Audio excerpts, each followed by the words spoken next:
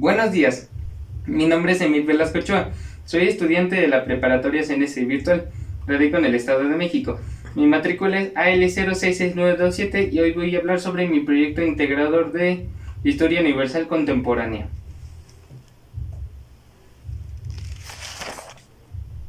Describe las consecuencias de la Segunda Guerra Mundial.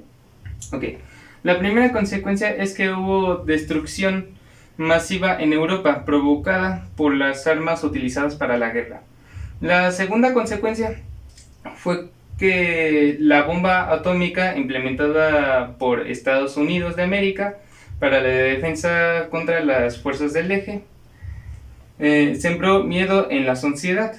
La tercera consecuencia fue que se creó la Organización de las Naciones Unidas, o también conocida como la ONU.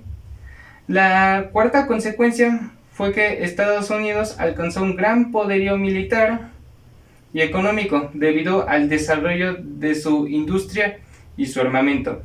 Y la quinta consecuencia fue que la Unión Soviética expandió su influencia en Europa Oriental debido a la fortaleza de su política. ¿Qué fue la Guerra Fría? ¿Y cuál fue su relación el capitalismo y socialismo? La Guerra Fría fue una competencia constante entre los dos bloques que se extendió desde 1947 hasta 1991, donde cada uno defendía su cultura socioeconómica. Su relación al capitalismo y al socialismo fue que, debido a que el mundo estaba dividido, a este conflicto se le conoce como el mundo bipolar, es decir, que había ideologías en extremos opuestos. ¿Qué fue lo que provocó la Guerra de Corea y la Revolución Cubana? Después de la derrota de Japón en la Segunda Guerra Mundial, terminado el conflicto, el territorio norte de Corea fue ocupado por los ejércitos soviéticos y chino, mientras que el sur era controlado por Estados Unidos. Es importante tener en cuenta que estos países tenían ideologías distintas. Estados Unidos defendía la política socioeconómica basada en el capitalismo, y la Unión Soviética era un país socialista. La ONU trató de intervenir para que esta diferencia no afectara a Corea y se creara un solo gobierno, por lo que la situación se llevó a votación de los países miembros.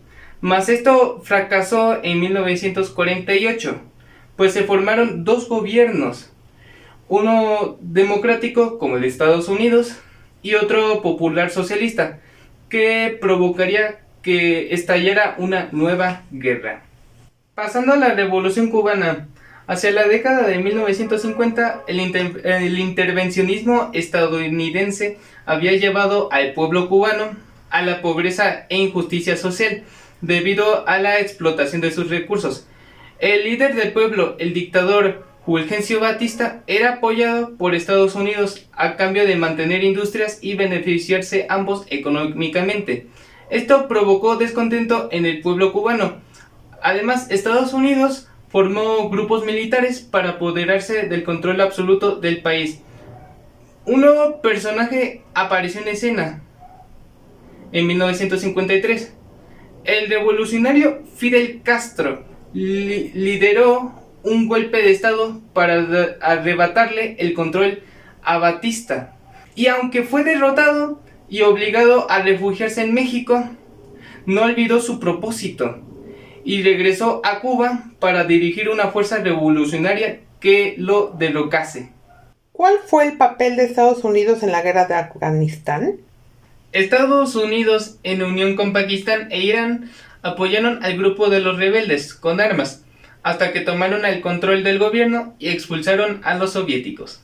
Describe qué pasó en las etapas de la Guerra Fría. La primera etapa se llama contención y beligerencia, es decir, la acción de contenerse de disputas y la actitud de estar dispuestos a la guerra. De 1948 a 1952, la lucha entre los líderes de los bloques de Estados Unidos y la Unión Soviética fue muy evidente en el escenario mundial. La Guerra de Corea fue el principal enfrentamiento que tuvieron. Durante esta fase el socialismo empezó su etapa de expansión y aprovechó la debilidad que había generado la Segunda Guerra Mundial en las potencias europeas para afianzarse.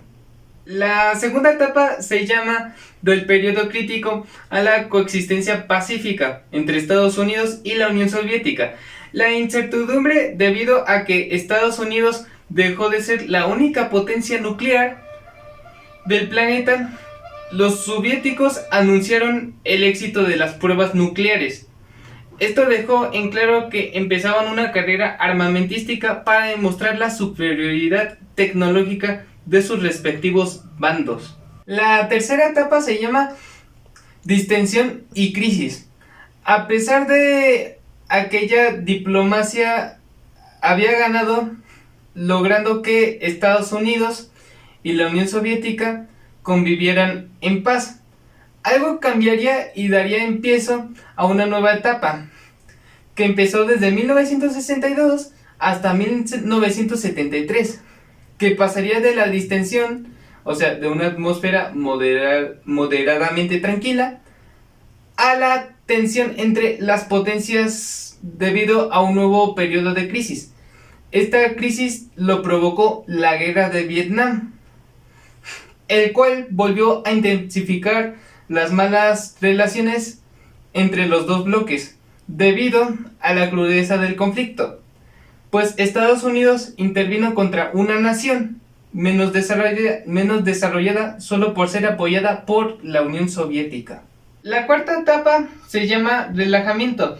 Esta etapa empieza desde 1973 hasta 1979, donde el mundo sufriría otra vez una serie de transformaciones que afectarían las relaciones internacionales y el equilibrio del poder.